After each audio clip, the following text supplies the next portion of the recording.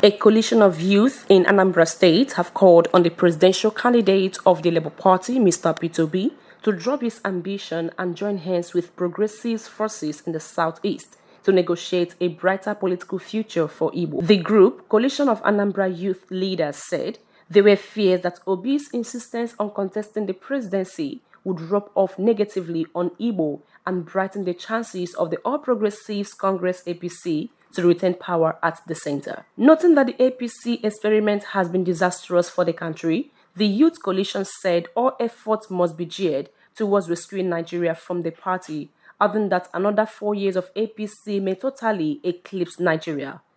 Addressing journalists at a press conference in Oka, national leader of the coalition, Dr. Chinedu Ekwalo, said Igbo stand a better chance of getting to power at the center through the People's Democratic Party, PDP. According to him, Obi ought to reconsider the negative impact of his personal ambition on the future of Igbo nation and stand down in support of the party, which vice presidential candidate he was in 2019. Dr. Ekwalo said Obi's Labour Party has no mathematical chance of winning the presidential election, other than that emotions will not bring in the desired numbers that will satisfy the constitutional requirement to be declared winner. Though he said it was human for people to be emotional about Obi's ambition, the youth leader stated that emotions don't win elections, superior numbers do.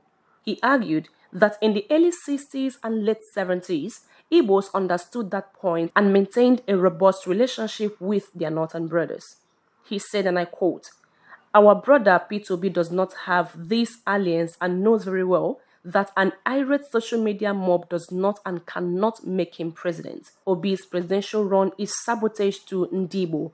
What he has only succeeded in doing is increasing APC's chances of winning the election by depleting the vote of the Southeast for PDP. The implication is that the Southeasterners will have to stay out of power for a minimum of another 16 years.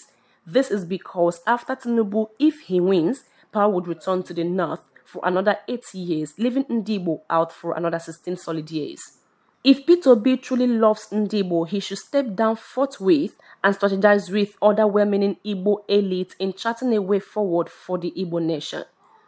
We repeat, the presidency is not won on the premise of wishful thinking and hula baloo of an untamed mob who probably do not even understand the need for a pathway for the Igbo nation.